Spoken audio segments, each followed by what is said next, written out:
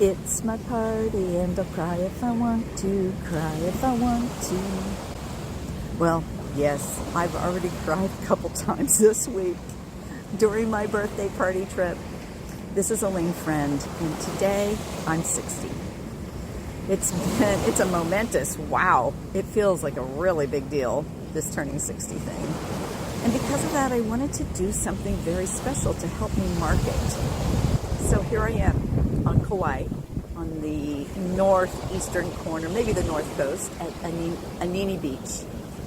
You know, I have been thinking so much about this year where I've had a tremendous amount of change and loss in my life, and moving into this decade of being in my 60s and this year of being 60. I had all these goals that would happen by the time I turned 60. Most of them haven't. The world tossed me other things. Well, you don't have to cry as much at your party when you design it, when you design a life, but shit still happens. I mean, I woke up at 4 a.m. California time, 2 a.m. Hawaii time, the day we traveled a couple days ago. And oh my gosh, by the time we got to our hotel, I was in tears. And even before we got to the hotel, and just also wanting to basically kill everybody. But today we have come somewhere, and yesterday we went to some beautiful beaches. I'll show some footage in here, I hope, or at least some photographs, with huge swells because it's November in Hawaii and it's winter and the waves can be really, really big and the winds were so high. So here we are at a place with see how there's a reef way out there? It's catching the big waves. And so now we're just having gentle little lapping waves. It's a perfect place that I will be able to go in and enjoy the water. I forgot, I've been here at least 2 or 3 times, not to Kauai, but to Hawaii in November in the past. It's something, I have family who live here, so I can come here easily. And I didn't bring my wetsuit jacket as a skinny-ish person and just who I am and my whole being. I get cold these days. And so today, instead of saying, why didn't I bring my wetsuit jacket?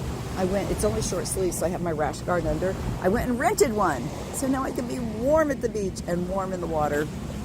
See, there are solutions. When everything's not going great, there are solutions. I want to talk to you a little bit about how important I think New Year's are. I look as a highly sensitive person for any opportunity I might have to reset my life, to recommit to the redesign. And I hope you will too. So as I'm moving into being 60 today, I'm thinking a lot about what happened to me in this past year and in my whole 60 years. Many of you know that I have post-traumatic stress disorder and that I've experienced many really big traumas in my life. Not that it's a little thing, but not just living as a highly sensitive person and finding school really difficult and society difficult and being told I'm too damn sensitive as a kid and as an adult. Not just those things, but actual big T traumas. And so I get to dance with that. And it makes it even more important that I design a life. Well, the year that I was 59, I lost my best friend. She died from cancer. And my son really relaunched and graduated from college and became even more of an adult, changing my relationship to him as his mother. My spouse moved out, and then we got divorced, and so now a good deal of the time I'm living alone with all my animals. And I thought in the beginning, oh my gosh, this is overwhelming, I'll never be able to do it. But you know what? I'm thinking, I'm deep processing, and I'm figuring it out. And in this year also, my second son, a good friend who helps me out, I pay him to work for me, but also he's just always there, and I've known him for 15 years, I'd say. He moved away, not completely away, but he used to live 5 minutes, and I could call him when my dog got insane chasing a coyote up the hill and I couldn't catch him. I could call him Evie, and he would come and help me. So he moved 45 minutes away. So there's been so much change in my life. How do I embrace it, and how do I move into my 60s with a new mindset and a new life? Well, I am so happy and grateful that I'm living a life that I love, even in this moment, and that I have the ability and the privilege to make it even more of a life I love. Right now, my son, who traveled here for my birthday trip with me, is out there swimming, and there's a giant sea turtle, which I'm getting ready to go out and put some goggles on and go look at. I'm just so grateful for that. I also want to say that this reset, you can do it too. You can use your birthday. You can use New Year's. You can use the high holidays. If you celebrate the Jewish holidays, Rosh Hashanah is another new year.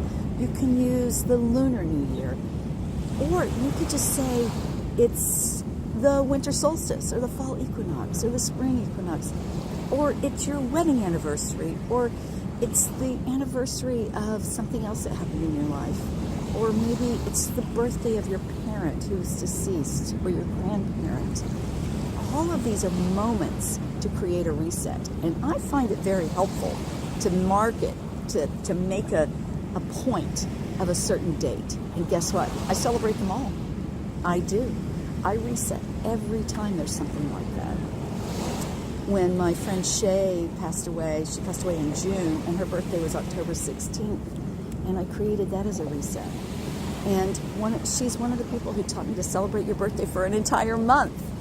And so I've been thinking about her so much around my birthday. And I'm so grateful for the lessons. And I'm grateful for all the lessons I've learned. So how do I take those lessons? How do you take your lessons and use them to guide your redesign in your life? Well, I realize whenever I talk about birthday, and I rewrote my birthday blog. I posted it initially in 2021, and I rewrote it, and I'm sending it to you in this newsletter. If you are on my mailing list, and if you're not, go to alanefriend.com and sign up so you get my newsletters. I don't spam anybody with anything. I rewrote it to talk about, but when I was reading the old one and rewriting this one, I realized that my reset is a lot about self-care, about really nurturing my body and my mind, my heart, my spirit, my nervous system. Those are all the things that we have to nourish and take care of. And so there he is, my boy. So I really honor anything that I can do to take care of myself. So do I want to eat more protein?